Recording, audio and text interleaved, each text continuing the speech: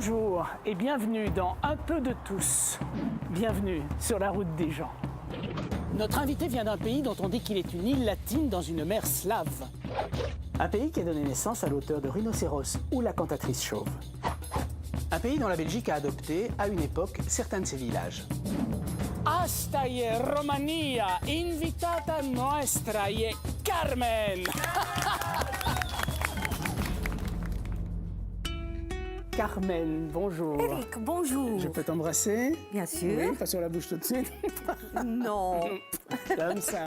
Carmen, l'amour est enfant de bohème, on a déjà dû te la faire, j'imagine. Ah oui, souvent. Mais tu as un prénom qui n'est pas tout à fait en adéquation avec ton origine, j'ai l'impression. Ah, mais la langue roumaine, c'est une langue romane. Oui. Carmen, c'est Carmen Carminis, C'est vrai. qui veut dire poème. Donc, c'est tout à fait en concordance avec mes origines. Tu vas être mon petit poème pendant toute cette émission. Tu viens de Roumanie. Oui, Alors, où précisément? du sud des Carpates, dans une région qui s'appelle Slatina et qui est la ville natale de Eugène Ionesco. Alors, tu es venu de là-bas ici. Il y avait une raison.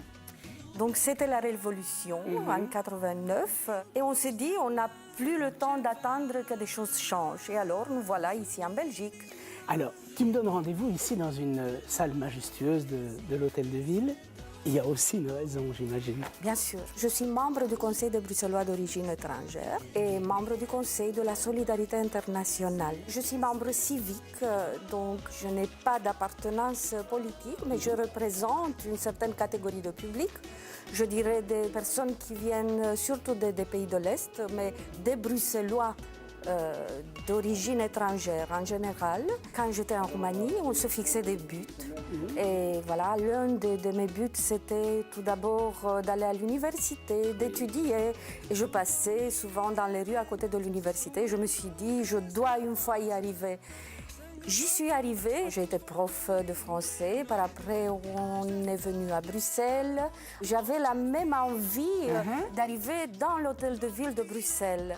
J'ai voulu m'investir dans cette ère de liberté, dans cette ère de décision et en même temps être proche des gens qui ont subi et qui ont eu les mêmes problèmes que nous. Tu as ressenti physiquement la notion de liberté à Bruxelles? Tout à fait. J'ai ressenti cette notion de liberté par la manière de pouvoir arriver à la démocratie qu'on n'avait pas et dont on avait tant besoin pendant des années. Mais en même temps, je me sentais libre ici à Bruxelles parce que c'était une ville minimaliste qui ne t'écrase pas et où tu as accès, où tu peux entrer, où tu peux ouvrir des portes et où les gens te parlent et ils sont à côté de toi, ils t'accueillent. Alors je te dis bienvenue. Comment est-ce qu'on dit bienvenue en roumain? Bine ai venit. Bine ai venit. Parfait. Carmen. Même avec accent. C'est vrai? Oui.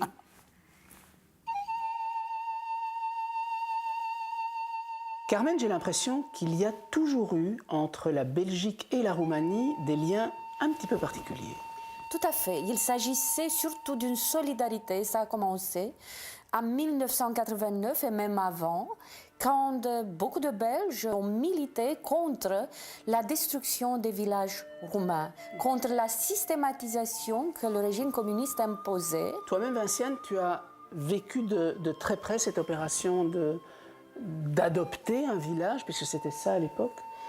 Oui, peut-être pas dans les tout premiers mois, où là, elle était menée, orchestrée de main de maître par un groupe de jeunes journalistes bruxellois. OVR, Opération Village Roumain, c'est quand même quelque chose d'extraordinaire, c'est un phénomène assez unique. Donc cette vague de solidarité, comme Carmen l'a dit, envers un peuple qui est à 2000 km de distance, qu'on ne connaît pas, avec des frontières cadenassées, donc il n'y avait pas de contact. Tous les villages belges, quand ils ont appris qu'il y avait une révolution en Roumanie, que Ceausescu avait été tué, etc., ils se sont dit il faut maintenant aller voir ce qui se passe. Et d'après les images, on sait que ces gens manquent de tout.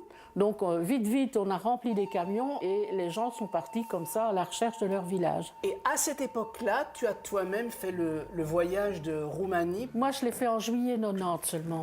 Par contre, mon mari l'a fait en janvier 90 avec le premier convoi.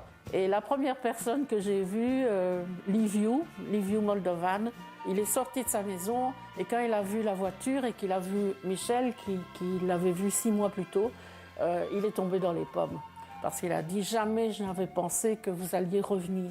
Les liens qui ont été créés à l'époque de l'opération Village Roumain, ils existent toujours aujourd'hui. Mais il y a toujours des échanges, évidemment, tout ça a évolué, donc il y a beaucoup de relations d'amitié. Mais notre objectif aussi, c'est de faire découvrir la Roumanie, ses richesses, ses valeurs, sa culture, enfin, tout son patrimoine à d'autres personnes, parce que par ici, on a beaucoup de clichés négatifs sur la Roumanie. C'est ainsi qu'avec les raids vélo, par exemple, il y a pas mal de gens qui découvrent la Roumanie pour la première fois.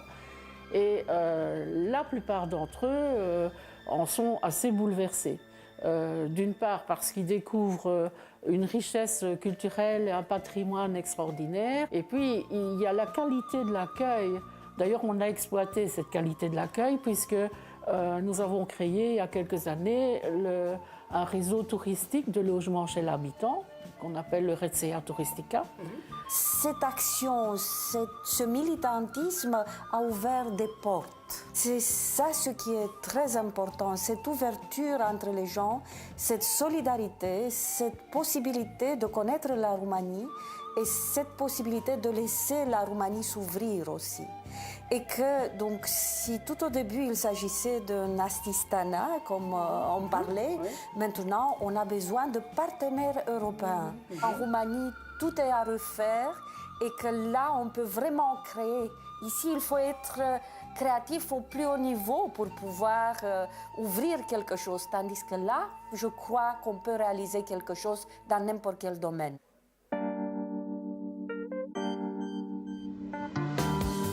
Carmen, des œufs à profusion pour faire une gigantesque omelette, c'est ça?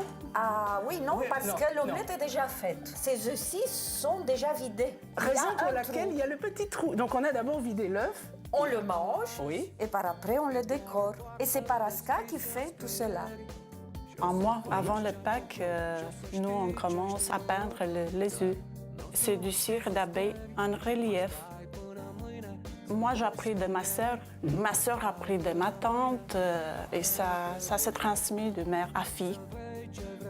C'est dans l'intention de les donner aux enfants. Pas absolument aux enfants, on donne à tout le monde. Entre le moment où on prend la coquille et le moment où ceci est terminé, combien de temps à peu près? Ça dépend des modèles. Ça, à partir de 1 heure jusqu'à 4 heures, ça dépend de... Entre 1 et 4 heures, tu fais un œuf comme ça? Oui. Alors je suis subjuguée. Et les signes et les symboles qu'on retrouve sur les blouses, sur les costumes traditionnels roumains, sur les œufs de Pâques, ce sont des symboles qu'on retrouve en fait dans la culture universelle. D'ailleurs, l'homme a vécu toujours en symbiose avec la nature et il a retransmis sa manière de voir cette nature par des petits bijoux, comme par exemple cet œuf qui est à la base. C'est un œuf, c'est le symbole de la vie. Nous venons de ça, Nous venons de finalement, ça, quelque bien part. sûr. Et on retrouve effectivement des symboles importants de la chrétienté. On trouve parfois le poisson des premiers chrétiens. Oui. On trouve des fleurs, on trouve des lignes, on trouve des couleurs. Les couleurs ont toujours eu une certaine symbolistique. La manière de distribuer les lignes, comme par exemple la ligne verticale symbolise quoi? La ligne verticale symbolise la vie. Celle horizontale symbolise la mort. La double ligne, par exemple? La double ligne, c'est l'éternité. Le triangle, Oui. c'est la connaissance, c'est la pensée. Tout ça sur un œuf. Et quand on l'offre, on transmet quelque chose à celui qui le reçoit. C'est une autre manière d'offrir quelque chose, d'offrir la richesse du travail, de la minutie, du détail et de la pensée.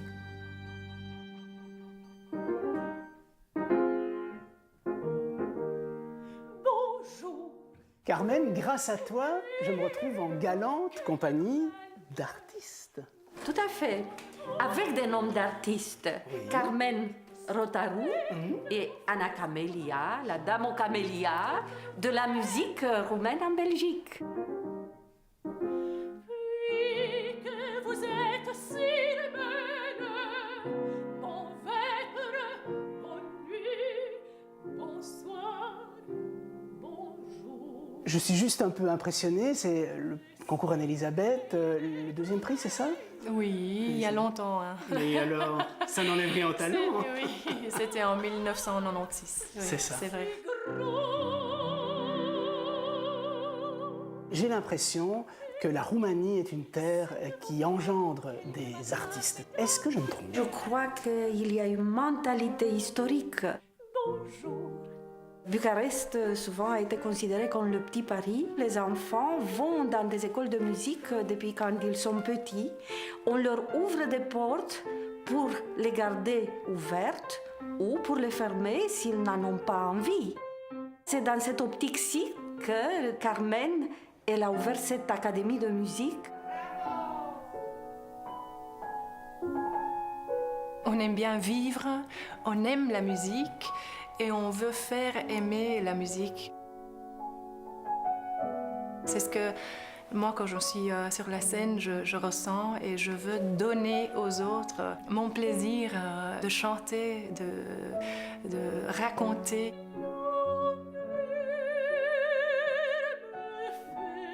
Je crois que, comme tout tempérament latin, on veut vivre les choses vraiment à fond.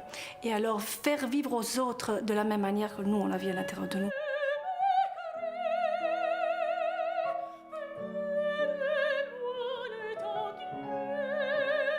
J'ai vécu dans l'époque communiste quelques années et on faisait des spectacles pour Ceausescu.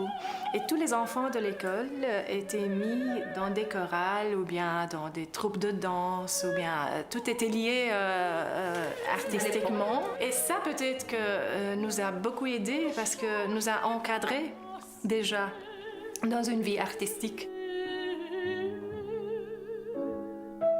Carmen, elles sont passionnées toutes les deux.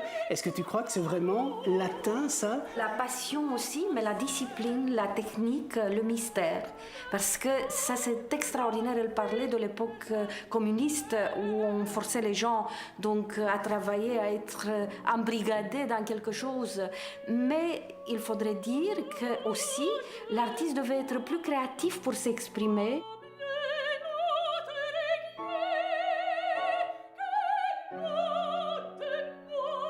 Ce régime imposait certaines choses. Alors, l'artiste trouvait toujours le moyen de s'exprimer d'une façon métaphorique pour transmettre le mieux de lui-même.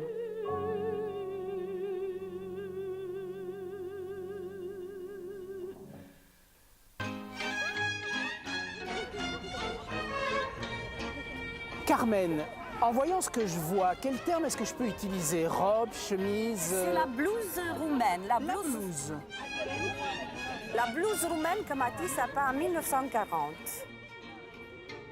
C'est des blouses que les femmes à la campagne portaient lors des fêtes, mais c'est le costume traditionnel roumain. Le costume traditionnel roumain qui a été porté même par les reines de Roumanie, la reine Marie, la reine Carmen Silva. Avec son raffinement, la blouse, on la porte même aujourd'hui. D'ailleurs, Yves Saint Laurent a eu un défilé qui s'appelait la blouse roumaine. Ça vient de ma grand-mère. C'est brodé sur de la soie. Ça démontre que la femme était assez riche. Et donc, elle avait beaucoup de temps pour la travailler. Hein. On dirait de la dentelle, hein, de la dentelle de Bruges ou de la dentelle de Bruxelles. Tout à fait. Ici, c'est la même chose. C'est la région de Vâlcea, c'est avec du brun.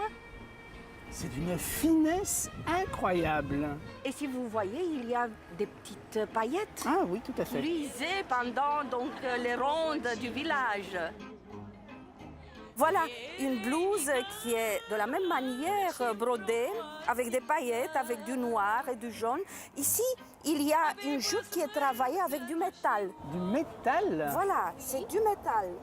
Donc c'est spécifique pour cette région-là. Excusez-moi, mais... Et c'est oui, tissé tout à fait. aussi dans un métier à tisser. Et voyez aussi la petite fille qui porte un costume traditionnel du nord de la Roumanie. Le costume a été réalisé par les grands-mères de Artis. Artis, c'est une association sans but lucratif ici en Belgique. Et donc toutes ces dames participent à des projets d'intégration, de valorisation de la culture roumaine dans l'esprit européen, donc pour démontrer que la Roumanie peut apporter une richesse énorme du point de vue de la culture aussi. Les blues roumaines, c'est dans le cadre d'un projet qui s'appelle La Blues roumaine, et où il y a une tentative d'introduire une fête de la blues roumaine au niveau international. On travaille en collaboration avec beaucoup d'associations du quartier et beaucoup d'associations de Belgique. Je crois que nous avons quelque chose à apporter, mais aussi quelque chose à apprendre. Et c'est à ce moment-là qu'au carrefour des cultures, la tolérance s'apprend. Vous êtes sur la photo.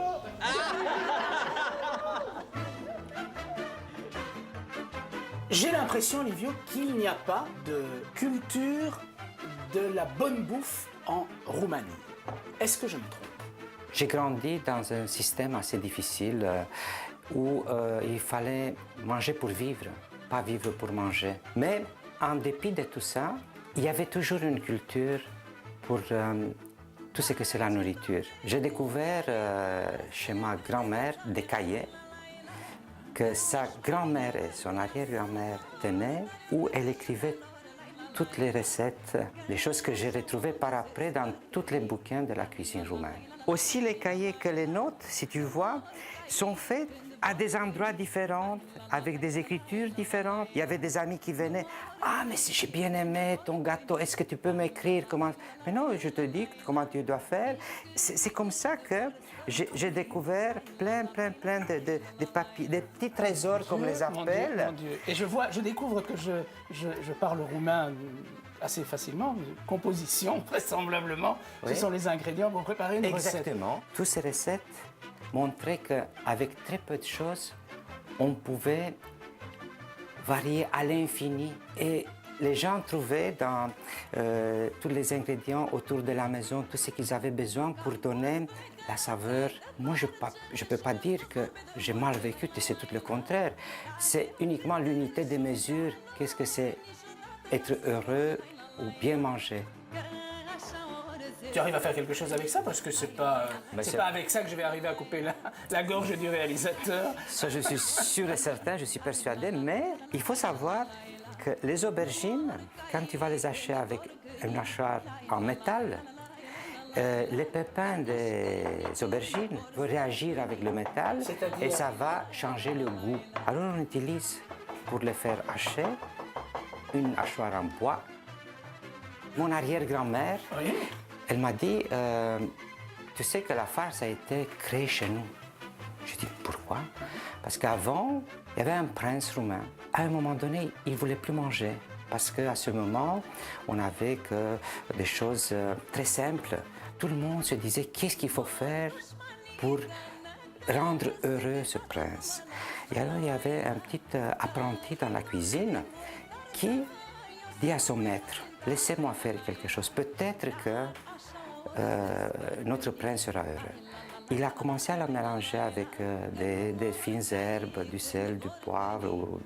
Okay. Il a commencé à mettre la viande dans une feuille de chou. À partir de ça, le prince avait toujours le goût qu'il voulait autre chose.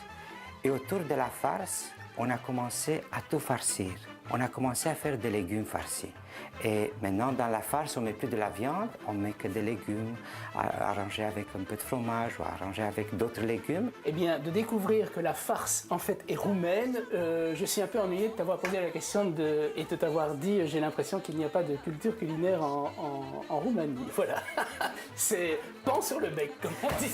Accepté. À juger. Ça, on est d'accord que c'est de la viande d'agneau. Hein? Du cheval, du cheval. Du cheval. C'est vrai que ça transitait par là-bas, ça, hein, le scandale de cette viande, oui. ça passait par la Roumanie. Oui, c'est mais vrai? c'est les Tous les scandales passent par la Roumanie. Non, Et la Roumanie, c'est le bouc émissaire de l'Union européenne. pour l'instant, Pour l'instant, oui. tous les c'est vrai. scandales ne naissent pas Oui, ou mais ne quand on- transitent pas par la Mais Roumanie, quand quand même. on dit ça, c'est parce qu'on ressent ce qu'on n'a jamais ressenti les dernières années. Oui. Le coupable de service, c'est toujours le Roumain qui vient prendre la place de quelqu'un d'autre. Alors, Victor, toi qui nous as rejoint, tu as l'impression d'être le vilain petit canard Un tout petit peu moins, mais avant, oui. J'avais un peu de mal pour dire que je suis roumain, quoi. C'est vrai. Mais écoutez, par contre, parce qu'il y a une certaine minorité de chez nous, je crois, qui fait des petites bêtises, ils croient qu'on est tous la même chose. Mais c'est pas vrai. On est des Roumains, qu'on est bien ici à Bruxelles, qu'on a fait des belles choses. On travaille des heures. Par exemple, moi, je travaille 15-16 heures par jour. Hein. Et tu as trouvé du travail très vite quand tu es arrivé en Belgique. Non, c'était justement ce problème-là. Je suis parti du bas. Quand je suis venu en Belgique, à moi, je suis dormi sur la rue. D'accord. Je mangeais avec le clochard à la gare centrale. C'était un choc, ça. Parce que nous, quand on est parti aller dans un pays, qu'on ne dormait pas sur la rue, là, même si c'était un pays communiste, que je suis venu ici, je trouvais un peu drôle, ça. Bon, et aujourd'hui, 19 ans plus tard, Donc, je suis un chef d'entreprise. Je suis bien coté dans le marché des toitures à Bruxelles. mais quand j'écoute le parcours de Victor, qui est quand même un parcours hyper positif, pourquoi est-ce qu'on peut encore avoir un regard négatif? D'abord, je crois que c'est par méconnaissance, c'est par confusion. Donc, souvent, on confond la culture rome et la culture des Roumains. Et on fait l'amalgame avec tous les Roms de l'Europe. On a l'impression que tous les Roms sont roumains. Les Roms sont une minorité que nous respectons beaucoup, une minorité de Roumanie qui représente 2% de la population roumaine. Le problème, c'est au niveau de l'intégration, le niveau de la différence de culture, au niveau de la tradition, de la mentalité. Moi, je travaille beaucoup avec des Roms dans le cadre de la Maison culturelle belgo-roumaine. Oui. Et j'ai rencontré des gens merveilleux aussi. Il faut dire qu'il y a des gens et des gens. Il ne faut pas généraliser les choses et stigmatiser les gens. On fait tous partie, d'une certaine façon, on vient de la Roumanie et on doit, d'une certaine façon, être, nous tous, l'image de cette Roumanie d'où on vient. Nous, une fois qu'on commence à travailler, on est vite fondu dans la masse. Oui. On ne nous voit pas. C'est ce qu'on appelle une forme d'intégration, ça. Oui. La seule chose qu'on voit, c'est les gens qui mendient, c'est les gens qui volent. Il y a parfois des gens qui volent, mais ça, c'est une minorité très petite en comparaison avec la grande masse qui fait des choses très positives. Et je ne peux pas vous dire le nombre de médecins roumains qui sont ici en Belgique, ou les infirmières dans tous les hôpitaux. Nous, maintenant qu'on est ici en Belgique, mais moi, personnellement, je suis plus belge que roumain. Oui. Parce que j'ai quand même autant de temps ici. Mes enfants, ils parlent entre eux français, ils parlent pas roumain. Je pense que beaucoup de Roumains, ce sont des verbes bruxelloises. Pourquoi? Ce mélange culturel, nous, on l'a ressenti comme une deuxième mère pour nous. Moi, j'ai vécu aussi à Lessines, en Wallonie. C'était très bien. Mais ici, je me retrouve beaucoup mieux. Parfois, on fait des choses avec des associations marocaines, ou turques, ou albanaises, ou bulgares. Et il y a quelque chose qui nous lie tous. Pour nous, Bruxelles, c'est l'Europe. Pas parce que c'est la capitale de l'Europe, c'est parce que c'est quelque chose en plus que la capitale. Il y a cette âme que uniquement les gens qui vivent dedans le ressentent. Et moi, je le ressens. Et voilà, Carmen, le poème qui a été cette émission est écrit. Tout à fait, surtout qu'il a été écrit par Ovid à la mer Noire, au bord de la mer Noire où il a été exilé. J'apprends jusqu'au bout, Carmen. Dis-moi, je te sens profondément humaniste. Oui, donc je crois que je suis tout près des hommes et que pour moi ce sont les hommes, leur création, leurs valeurs qui comptent. Et c'est pour ça que je suis humaniste. Je compte un petit peu pour toi, donc. Tout à fait. J'ai été très content de faire cette émission avec toi. Nos chemins vont se séparer et je te souhaite le meilleur. Je te remercie et bonne rencontre future. Voilà, et puis quant à vous qui nous regardez, mesdames, messieurs, je vous donne rendez-vous très prochainement sur l'antenne de Télé Bruxelles pour faire de nouvelles rencontres, vivre de nouvelles aventures. Et puis d'ici là, faites comme moi, infiltrez-vous, installez-vous sur le canapé des gens. Et puis tout le mal que je vous souhaite, c'est d'en faire vous-même de jolies rencontres sur la route des gens.